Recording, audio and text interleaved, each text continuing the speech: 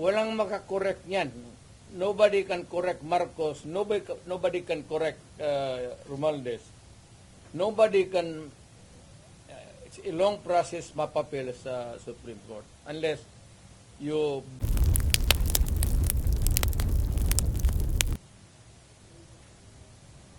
In a word, how would you describe all these procedures from the Senate, the Congress calling you and your children for investigation? No, I cannot talk for the Senate. The Senate, it's a bit formal.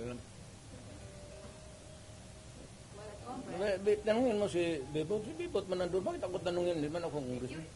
how do you see this, no? Siya. Ikaw gani, ako di pa ko kana. Kasi mo tanawan ni ginahimo mo para sa Congress. Gwapo eh. Bebot Alvarez. Ikaw gani. Kaya nga sinasagot kita eh. Ikaw na. Bugwakan tagaan ni Ron, no? Layo. So, kayo mo feeling na yun nga marag personal na mali mo?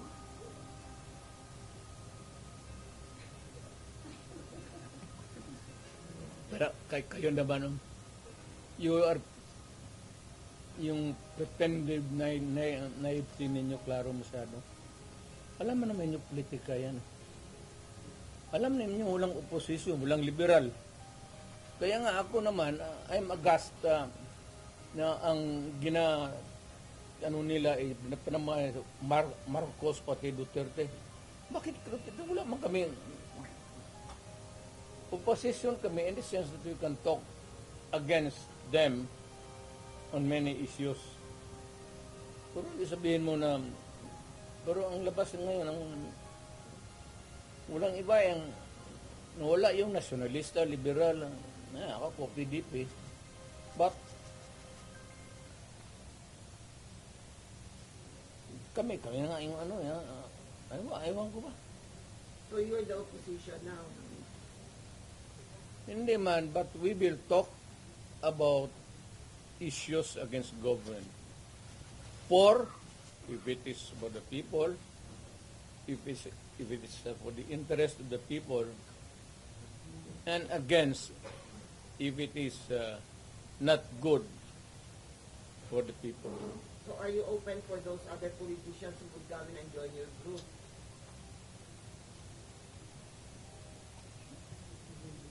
Wala mang matapang na politician yan. Bebot lang man. Who will join you? Wala matapang? Ha? Wala matapang na politician who will join you?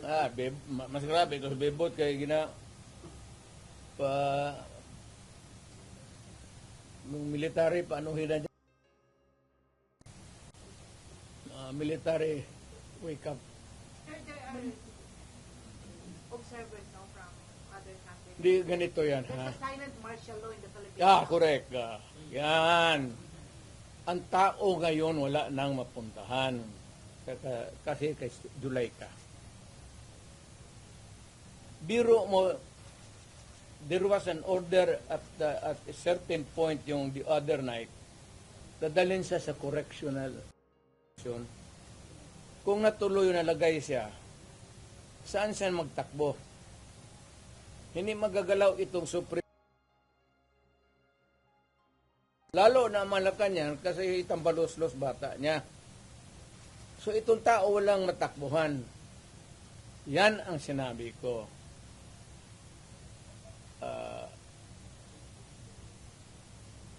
There is a fractured governance. Nabali lang, hindi lang na-sprained. There is a fractured in the governance sa ating Pilipinas ngayon. Walang makakorek niyan. Nobody can correct Marcos. Nobody can correct Romualdez.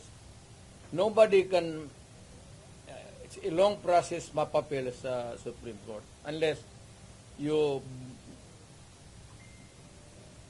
dala ka ng kaso doon, matagalan yan. Mga next year pa yan. So if you want a redress of grievance, there is no remedy. So, it is only the military who says. Kaya ang sabihin ko, presidente ako, nakita ko ang sitwasyon. Kung gano'n rin na in face of so many errors there, nagtupak-tupak na ng hanggang nagkaroon ng breakage, fractured governance. It is only the military who can correct it. Are you saying a military junta can answer? No. Sinabi ko sa lahat yan, magtanong ka ng sundalo niya, ano mga opisyal dyan, sinabi na magpunta ka. Sinabi ko lang, it is only the military who can correct it. Now, to answer your question, ibig kong sabihin ang military, well, it's an option sa military. One, they just can sit there sa upuan nila, doon sa bukid, maglinis ng rail. Bilang sila na we are not anymore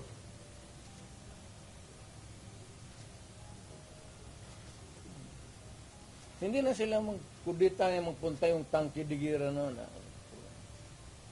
Sabihin lang nila na ayaw na namin yung laro ninyo. Out kami dyan. Kasi kung walang military, yung laro nila, wala na. What do you mean out, Mayor? Hindi Getting sila out means I don't know. Basta hindi yan kudita, hindi yan ano. Basta sabi lang ng military, you are oppressing people and you are spending our money like water. Pati kami in the coming days, mawawalaan kami ng aming